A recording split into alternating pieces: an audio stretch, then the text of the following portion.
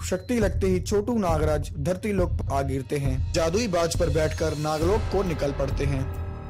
यह कहानी शुरू होती है जब कालिया राक्षस और चुड़ैल एक साथ इच्छाधारी नागिन पर हमला कर देते हैं। इच्छाधारी नागिन भी अपनी पूरी शक्ति से इन दोनों का सामना करती है, परंतु अचानक हुए इस हमले से इच्छाधारी नागिन की शक्तियां कालिया राक्षस और चुड़ैल के आगे कमजोर पड़ने लगती हैं। उन तीनों में एक घमासान लड़ाई होती है। तभी इच्छाधारी नागिन की एक शक्ति चुड़ैल को लगती है। चुड़ैल अधमरी होकर जमीन पर गिर जाती है, परंतु इतने में ही मौका पाकर कालिया राक्षस अपनी एक भयंकर शक्ति इच्छाधारी नागिन पर मारता है। शक्ति लगने से इच्छाधारी नागिन की मृत्यु हो जाती है। इच्छाधारी नागिन के मरते ही कालिया राक्षस नागमणि के पास जाता है। जैसे ही कालिया राक्षस नागमणि को छूने की कोशिश करता है, तभी उसे एक जोर का झटका लगता है। कालिया राक्षस घबरा जाता है। अरे यह कैसी शक्ति है जो मुझे नागमणि उठाने से रोक रही है? तभी चुड़ैल कहती है, कालिया, हम में से कोई भी इस नागमणि को नहीं उठा सकता है। इस नागमणि को सिर्फ नागलोक का उत्तराधिकारी ही उठा सकता है। चुड़ैल की बात सुनकर कालिया राक्षस के दिमाग में एक शैतानी ख्याल आता है। वह इच्छाधारी नागिन के अंडे को उठाकर ले जाता है। अपनी गुफा में लाकर वह अपनी शक्ति से उस अंडे को तोड़ने की कोशिश करता है, परंतु अंडा नहीं टूटता है। कालिया राक्षस निराश होकर बैठ जाता है। तभी कुछ समय बाद वह अंडा अपने आप टूट जाता है और उसमें से नागराज बाहर आता है। कालिया राक्षस कहता है, मेरे बच्चे, आखिरकार तुम बाहर आ ही गए। मेरे बच्चे, हमें एक महत्वपूर्ण कार्य करना है। हमें जल्द से जल्द वह नागमणि हासिल करनी है।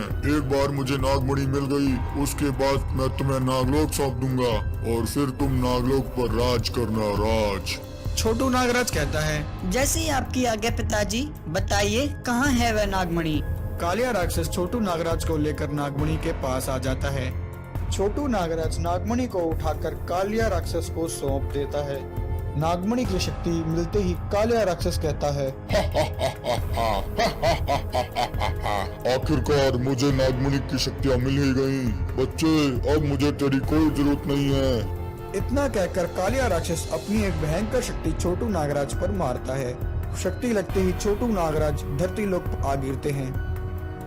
साधु बाबा वहीं घूम रहे होते हैं। साधु बाबा छोटू नागराज के पास आते हैं। छोटू नागराज, आप यहाँ क्या कर रहे हैं और आपकी यह हालत किसने की? छोटू नागराज साधु बाबा को सारी बात बता देता है।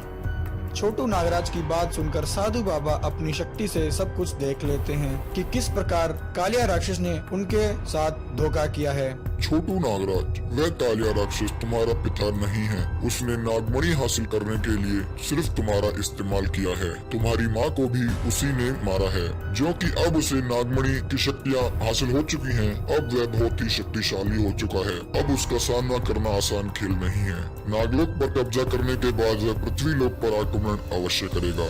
इससे पहले कि वह आक्रमण करे, हमें वहाँ पहुँचकर उसे रोकना होगा। ऐसा कहकर साधु बाबा छोटू नागराज को विशेष शक्तियां प्रदान करने के लिए यज्ञ करते हैं। उस यज्ञ कुंड में से एक जादुई बाज और एक त्रिशूल निकलता है। साधु बाबा और छोटू नागराज उसी समय उस जादुई बाज पर बैठकर नागलोक को निकल पड़ते हैं और कालिया राक्षस के पास पहुंच जाते हैं। उन दोनों को देखकर कालिया कहता है, बच्चे, उस समय तो तू बच गया था, परंतु आज तुझे मेरे हाथों से कोई नहीं बचा सकता। अब मेरे गुलामों, जाओ खत्म कर दो इन दोनों को। इतना कहते ही कालिया राक्षस के गुलाम साधु बाबा और छोटू नागराज पर हमला कर देते हैं। साधु बाबा अपनी शक्ति का वार उन गुलामों पर करते हैं। साधु बाबा कहते हैं, छोटू नागराज, यही मौका है। जाइए और इस त्रिशूल से इस कालिया राक्षस की जीवन लीला समाप्त कर दीजिए। तब तक मैं इनको रोकता हूँ। साधु बाबा की बात सुनकर छोटू नागराज कालिया राक्षस की तरफ दौड़ते हैं और त्रिशूल सीधा कालिया राक्षस को मार देते हैं। त्रिशूल लगते ही कालिया राक्षस वहीं ढेर हो जाता है और जलकर भस्म हो जाता है।